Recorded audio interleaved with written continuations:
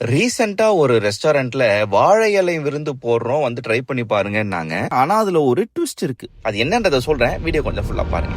First நல்ல மங்களகரமா ஒரு ஜூஸோட ஆரம்பிச்சாங்க. சூப்பரா இருந்துச்சு. அதுக்கப்புறம் வெரைட்டி வந்து பாத்தீங்கன்னா ஃபர்ஸ்ட் தோசை, அதுக்கு சட்னி சாம்பார் அதெல்லாம் வந்துச்சுன்னு வச்சுக்கோங்களேன். அதை நம்ம இக்னோர் பண்ணிட்டு மட்டன் குழம்பு கறி குழம்போட தோசை சாப்பிட்டா சூப்பரா இருந்துச்சு. தோசை தீர்ந்து போனதுக்கு அப்புறம் பரோட்டாவை ஆட் பண்ணிக்கிட்டேன். அதுக்கப்புறமா சிக்கன் 65, பிரான் தொக்கு, மட்டன் சுக்கா இதெல்லாம் சைட்ல வர சிக்கன் பிரியாணி, மட்டன் பிரியாணின்னு மெயினா போட அது எல்லாத்தையும் சாப்பிட்டு முடிச்சா, இருங்க நாங்க வெஜிடேரியன் ஆப்ஷனும் வச்சிருக்கோம் அப்படின்னு கோபி 65, ஸ்பிரிங் ரோல், அப்புறம் ரைஸ், அதுக்கு கூட்டு பொரியல், சாம்பார், வத்த குழம்பு, ரசம்னு போக இது எல்லாமே ஒரே சர்விங்ல சாப்பிட்டு முடிச்சு அதுக்கப்புறம் யாராவது வாங்குவாங்களான்றதே டவுட். ஏன்னா உங்க வயிறு அவ்வளோ ஃபுல் ஆயிடும். அதனாலதான் சொன்னேன் இது அன்லிமிட்டட்னு சொல்லுவாங்க. ஆனா ஃபர்ஸ்ட் டைமே நம்மளுக்கு வயிறு ஃபுல் ஆயிடுது. இதுதான் நீ சொன்ன ட்விஸ்டாடா அப்படின்னு கேட்டீங்கன்னா ஆமா.